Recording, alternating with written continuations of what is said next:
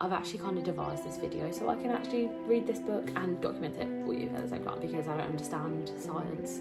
Bombical, don't know what that is. It's not that he can't function, he just doesn't see the point in it. Which, I didn't need Bonnie, but you know, I understand why you've done it for the story. And nothing happens, but everything happens. And you basically just follow like people's lives. It just, like, your brain is just like... Hello friends, and welcome to yet again another video in my kitchen.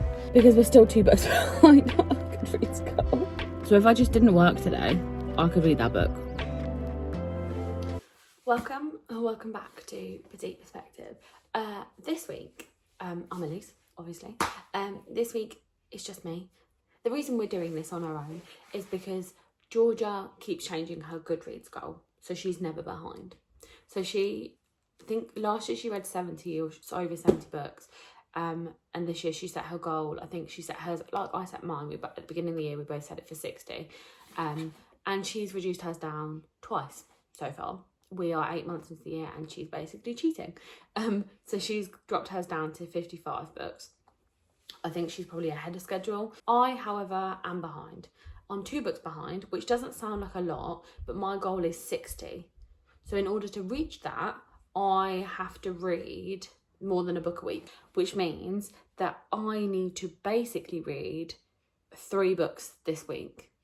This is Saturday, it's Saturday today. So in the next week, I need to read 3 books to basically be on track, I guess. 3.5, ideally. So that's what this video is going to be. I'm technically cheating because I've already started my current book, which is Lessons in Chemistry. I've actually kind of devised this video so I can actually read this book and document it for you at the same time. So the book we're starting with is Lessons in Chemistry. I feel like a lot of people have read this book. I was a bit skeptical because I don't tend to read like historical fiction. I've never really read a book about a woman in STEM because I don't understand science. This book is incredible. The way it's written is so hard to describe. So like, my favourite authors, because of their writing style, are Jess Hastings, obviously, she's my favourite hands down, and Olivia Blake, because the way they write is so lyrical. This is completely different in that it's not lyrical at all, but I'm like automatically, like it's got very similar traits to an Olivia Blake book in that you can completely picture exactly what's going on, and it just feels like you're there. It's all written in the third person, so you're basically getting a narrator's view of the entire story. So our 2 main characters are Elizabeth Zott and Calvin Evans. They're both scientists, they work in the same lab, they basically fall in love, blah blah blah. But obviously there's like loads of the context within which this book is written is obviously the early 50s. So Elizabeth being a scientist in that time is kind of incredibly different to what you would expect it to be like today. I'm sure there probably are very similar parallels and it's still very much a male dominated field, but just hearing her experience, also like from the narrator's point of view, but kind of getting it from her perspective, I guess, is so interesting because you can relate to so many things, and like everything she relates to everything like in a scientific term, but the way that it's done, it's not like overwhelming for someone who doesn't get it, who doesn't understand science. I'm only kind of 7 chapters in and they're kind of falling in love, I guess, like they've already fallen in love, but it's quite interesting to see how they like navigate that. So like around like the idea of being married, and obviously she's like, if I get married I lose my whole personality. But let me just read you some of my favourite parts of this book. She opened her eyes and shoved the key in the ignition. He probably assumed she was only after more lab equipment anyway, because in a man's mind, why else would a woman mention bombical, don't know what that is, on a Friday evening in an empty parking lot when the soft breeze was coming out of the west carrying the scent of her extremely expensive shampoo directly into his nasal cavity, unless it was all part of a plot to get more beakers. She couldn't think of another reason, except for the real one. She was falling in love with him. Like, oh, it's just like the way it's written, like it's just beautiful. Like, and then there's like different points as well where like there are like poignant I guess, messages just in general about like life. So this is one of them. People will always yearn for a simple solution to their complicated problems. It's a lot easier to have faith in something you can't see, can't touch, can't explain and can't change, rather than to have faith in something you actually can. She sighed. Oneself, I mean. Like, sorry, Bonnie, hello? What made you decide that you were going to do that? And then this is the final one that I've loved since I started this book. And this is talking about Calvin, talking about Elizabeth. It wasn't that he couldn't function without her, he told Four Seats, but rather that he didn't see the point in functioning without her. It's not that he can't function, he just doesn't see the point in it. Chef's kiss, that's all I'm going to say.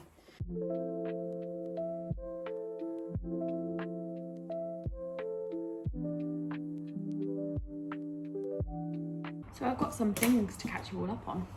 Still reading Lessons in Chemistry. I'm still loving it. There was a bit of a shock in chapter 11, which I didn't need, Bonnie, but you know, I understand why you've done it for the story. I hate Donati, the like leader of the institute that she works in. Don't like him. Really don't like him. I'm in love with Elizabeth, obviously. 6:30, who is the dog.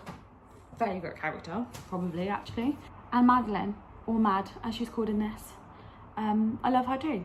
So we're about halfway. I'm on page 188. So we're about the halfway point. I'd like to be able to finish this book by tomorrow. That'd be ideal. We're about halfway, so hopefully I can do that.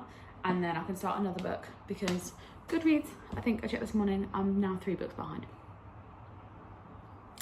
So I don't know if we're actually going to be able to catch up. I might have to pick a couple of short books for the next 2, just to kind of, you know, get the pace on. I'll check in with you when I've got something to tell you.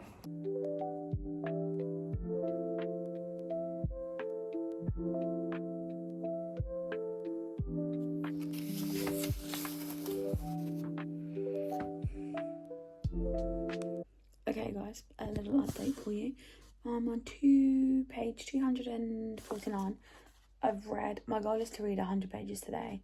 I've got about 40 pages, roughly, less than 40 to read. I'm really enjoying this book again. Like, it's just so good. Like, I think what I've established is my new favourite genre of book is where nothing happens, but everything happens, and you basically just follow, like, people's lives. Like, Cleopatra and Frank was like that. So was Alone with You in the Ether.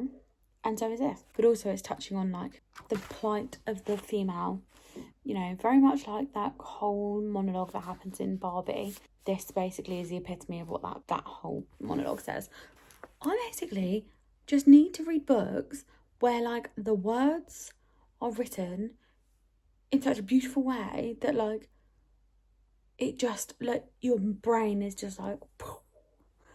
So if anyone's got any book recommendations on any book like that, kind of like a book where, I think it's basically lit fic, isn't it really? Where, like, nothing happens but everything happens, or where the wording is just, like, the way it's written is very lyrical and it's just, like, beautifully written. I think Ministry of Time is a bit like that, which I was going to read next, but I think I probably need to read, to catch up on my Goodreads Goal, a couple of shorter books. So maybe I'll save that one. I'm going to read the next 40 pages and then probably go to sleep. But we should finish this book tomorrow, fingers crossed. Hello friends, and welcome to yet again another video in my kitchen. We have about just over 100 pages left of Lessons in Chemistry to read today. I would like to finish this today, and then I would like to start something else, but I don't know what. Sorry, this is moving on a hand a lot. I'm not really sure what, because obviously we're behind on Goodreads. So in an ideal world, we'd probably pick up something short, but I also want to pick up something that I'm really going to enjoy so I can get fully into it and start reading it. So we'll see. That decision doesn't have to be made right now, so we're not going to make it right now. It's miserable. It's literally chucking it down with rain. I've got 2 candles on. I've made a cup of tea, and honestly, I couldn't be happier. Well, I could be happier, but so yeah. So I'm gonna read some more of my book. We're really getting into a bit now where Elizabeth is like the lead for the cooking show, and all the stuff that comes with that. Basically, we're getting to the point where she's starting to make some changes, and I think it's kind of, you know, it's really, well, we're not that far from the end, so we've only got like 100 pages left, so I'll be interested to see how this last like 100 or so pages goes. But so far I've really enjoyed it. I will definitely be reading some more of Bonnie Garmus. I'll probably now, unless something dramatic happens in the next 100 or so pages, probably check in with you when I finish.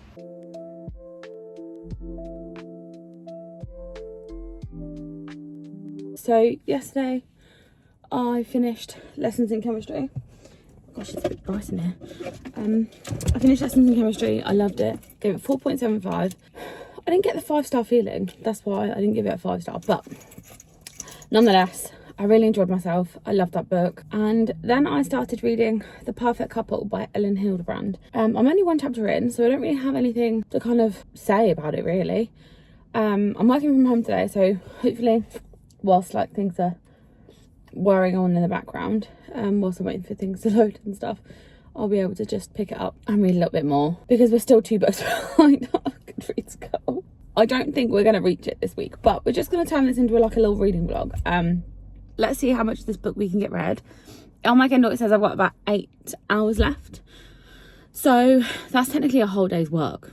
So if I just didn't work today, I could read that book and then we would be ahead of our Goodreads goal. Well, not ahead, I'd still be behind, but we would be less behind. It's absolutely freezing. So we are nearly 60% through, 58%. See? 58%. And things are starting to happen. We're starting to get some secrets. So it's definitely getting good. And I'm enjoying it. It's just not as fast paced as I would have liked. I don't know what it is about it. It's just something that's like I'm not vibing with. But I can't really tell what that is, and I'm gonna keep going because it's not like I'm not enjoying it. I am enjoying it. I just don't know if it's like the right kind of book for me. But you know, it's not a DNF situation. Maybe I was just expecting. Maybe my expectations were a bit too high, or maybe this isn't the right Ellen Hildebrand book for me. Nothing else to report. I've got nothing to say about it. I've got 2.5 hours left reading it, which I think is actually only about 2 hours, but yeah, I want it over with, to be honest. I have finished Ellen Hildebrand's Perfect Couple. I'm gonna be honest, I was disappointed. It felt like it dragged on for so long, and then like the ending wasn't like conclusive, or like it just didn't wow me or anything. So I've given it, I think on Goodreads I've given it 3, but it's more of like a 2.5. It wasn't great. That's the end of this reading vlog. I hope you enjoyed it. Thank you for coming along with me as we read Lessons in Chemistry, which I don't have because I just passed it on to my friend, and Ellen Hildebrand's The Perfect Couple. If you liked this vlog and you want to see more of reading vlogs from us, don't forget to like and subscribe and tell all your friends about us, and I'll see you in the next one. Bye.